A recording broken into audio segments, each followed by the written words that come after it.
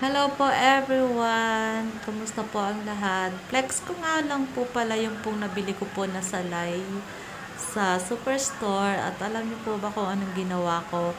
Ibinabad ko po muna siya sa tubig tapos tiningnan ko lang po kung mabubuhay siya kasi binili ko po siya as in brown na po yung kulay niya pero mataba po kasi yung bandang may dulo kaya inisip ko baka sakaling mabuhay. So, eto po na siya ngayon. Teka lang po Pakita ko po sa inyo. Wait lang po. So, eto na siya guys. Ayan o. At pinigyan niya ako ng mahabang dahon. Ayan guys. Nilipat ko po siya sa lupa. Diyan sa maliit na paso. Ayan o. Nilagyan ko po siya ng lupa. Tapos, tinry ko lang tinitingnan ko kung mabubuhay. Oh guys, tingnan nyo from brown. Dati po siya ganyan. Brown siya. Tapos, ngayon, ang haba na po ng dahon niya. Ayan, pwede na siyang panggulay. Ay, pang lahok sa gulay. Ayan, guys. And of course, meron po ako ditong magic na pang vitamins po doon. Nilagyan ko rin po siya siguro para pang fertilizer po yan. Wait lang po So, guys, ito po yung nilagay ko. Nilagyan ko po siya ng mga ilang piraso po doon sa lupa.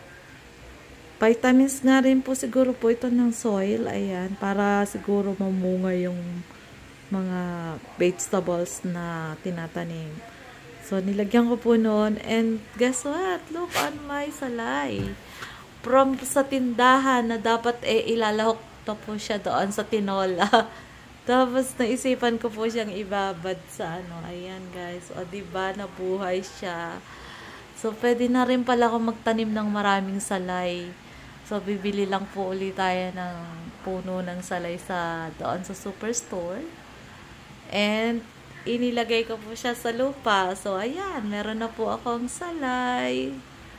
And, i-flex ko rin po pala itong mga iba ko pong mga halaman.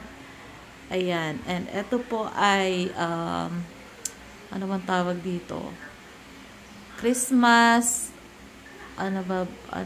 hindi ko alam kung anong tawag dito. Basta tuwing Christmas po siya namumulaklak Pero hindi naman po Christmas na. So, ayan po, meron din po ako nitong parang gabi-gabi. Ayan, guys. So, ayan po, mga indoor plants ko po. Ayan, guys. Ayan, may espada po ako dyan. Mahilig din po kasi ako sa halaman. Nakakatuwa naman din po. Dati hindi po ako talaga nakakabuhay ng halaman. Laging namamatay yung mga halaman pagka po ako naghahalaman. Kasi mabait po ako lagi kong dinidilig. Tapos may nagsabi sa akin, huwag ko daw po diligin ng diligin kasi malulunod daw po yung ugat. So, yun. Minsan ko na lang siyang diligin. Kasi dati po halos araw-araw dinidilig ko. Ayun, namamatay silang lahat. So, hindi pala dapat ganun. Pag sobra pala, masama din po. So, ayan, meron pa po ako doon sa baba. Pakita ko sa inyo. Wait. Healthy po nito. Hindi ko alam kung anong pangalan po nito. Pero, green po yung dahon niya. Ayan, ang healthy niya.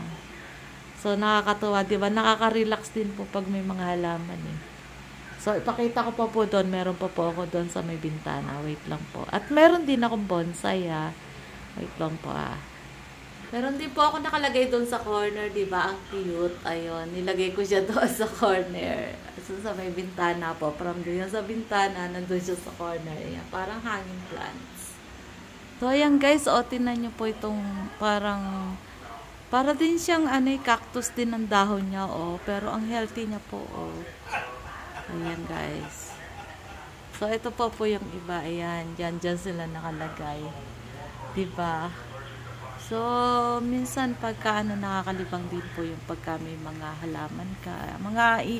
Mga indoor plants po ito. Ayan. Hindi siya pwede sa labas. Mapoprosen siya doon. Ayan. So, guys, pepperonia pala to kasi merong nakalagay siya doon. Pepperonia. Ayan, guys. Ano kaya tong isa? Taka lang silipin natin tong isa. Pepperonia din po pala to. Itong may yellow. So, iba lang variety.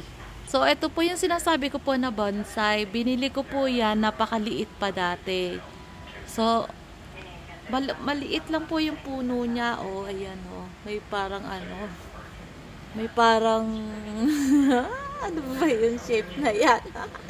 Baka titigan kung anong shape na yan. Ayan. Bakit nga ganun yung ang style nun? Ayan guys, oh, bigla ko namang, ngayon ko lang napansin yun na. Ayan guys, oh, tumubo na po yung mga dahon niya. So, kailangan ko kayang i-trim to para hindi siya lumaki. So, ayan guys, na-flex ko lang po yung aking mga indoor plants.